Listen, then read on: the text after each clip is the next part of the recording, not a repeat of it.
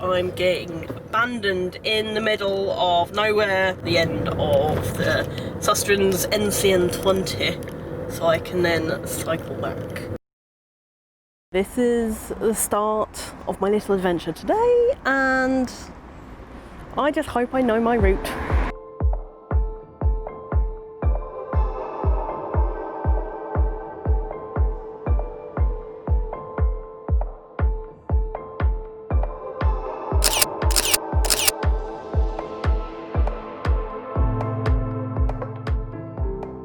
If you've watched a couple of my older videos, you'll notice that the stabilisation on my previous footage were, well, let's just say, nauseating. I was using an old Hero 4. I gave in and I just bought a GoPro Hero 7. So hopefully today, the footage is going to be lovely and stable. I am terrible following routes. Oh, hill on the one by. Someone on the UK gravel bike group did suggest going down to a 36 tooth in the front chainring to make the one by easier for climbing. So I might try that before I change up to a whole 2x system, because cheaper, innit? I'm not fast. I am not skinny as a rake. I'm just your average Joe trying to look for an adventure. So if you like seeing average people suffer, going up embarrassingly small inclines, drop a like and subscribe, just to laugh at my misfortunes and struggling to get up a fucking hill on a 1x gravel bike.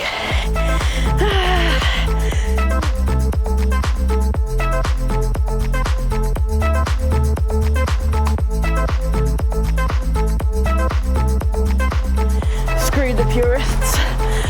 Here we go, let's walk.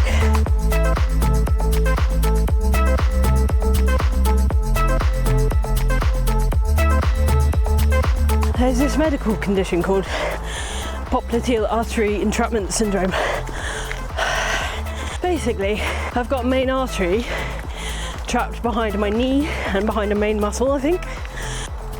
Repeated motions of walking up a hill or running inflames my muscles, and it cuts off 70% of the blood flow to my legs. And I only found this out after years and years of training to join the army, doing a 10k and crying in pain because running was excruciating. Felt like my calves were gonna explode. So even though I'm walking up a hill, my calves are killing me because it pays.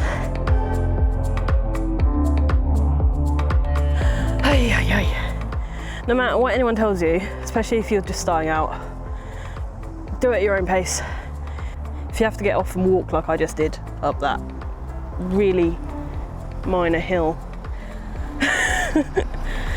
do it.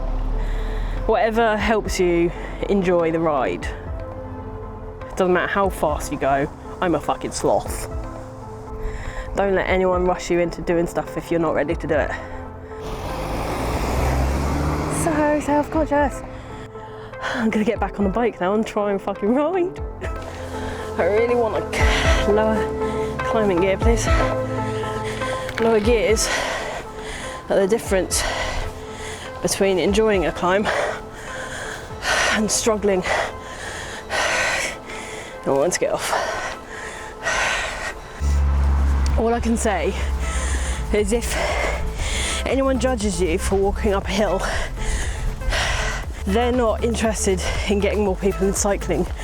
All they're interested about is their own ego. The regular cyclist, like the wider cycling community, will encourage you for swinging your leg over a bike. Doesn't matter how far you go, how slow you go, the cycling community is welcoming and it's inclusive. I'm only out here today for an adventure to get back home. We shan't negate the fact that I am as fit as a potato. Because this grade, oh mate, this is like a 17% grade. No wonder. I don't blame you.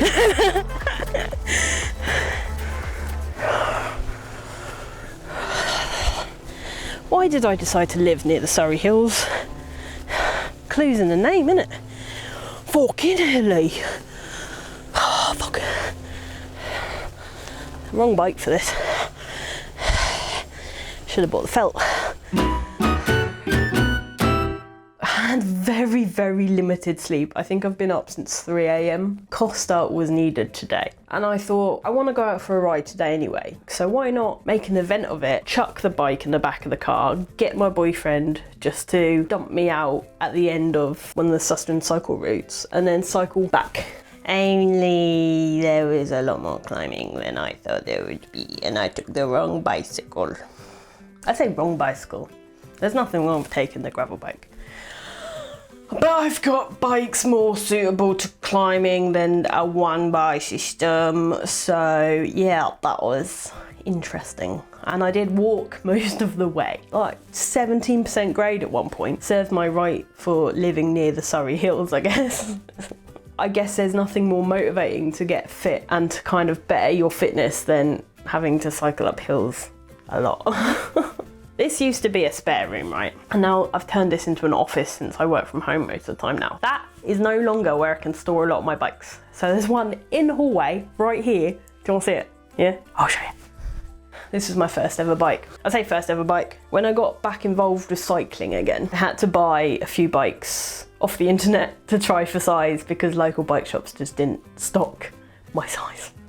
So I had to buy off Wiggle and Cycle Surgery and then send the one that didn't fit back. So this is the winner that I got from Wiggle. Fucking love the colour, mate. Not that it fits in frame very well, but there's my Felt VR40W. W means women specific, but all it really means is it got a nicer paint job. It's not just for women. Smaller guys, you can ride a women's frame. There's no real reason why you can't, as long as it fits. I'm aiming to do more content like this, like more relaxed vloggy style, and then more nitty gritty factual stuff. Is it factual? Is it advice? Because let's address the elephant in the room. I'm not the most experienced cyclist, but I've learnt stuff through my shortcomings, fun, being really short. And I thought this is the perfect platform to help others. So any advice that I give out, take it with a pinch of salt. This is my experience. You might have a different experience. I've got small videos in the pipeline coming up in the next couple of weeks. Disclaimer alert, might not be a couple of weeks. I don't know. I work for a living, so this is crammed in around my life. So it might not be as consistent as I would like, but I've got more videos coming. If you enjoy me experimenting, fucking up, making a tit of myself, comment, subscribe. If you like it, like it. If you don't, give it a dislike, I don't mind. I guess that's it for another day then, isn't it? Better get on with the next video, right? Okay. Bye! This is always weird. Never like doing this bit. But that's kind of what you sign up for when you start making videos on YouTube. Ah, hurts my arm. Hurts my arm. Hurts my arm.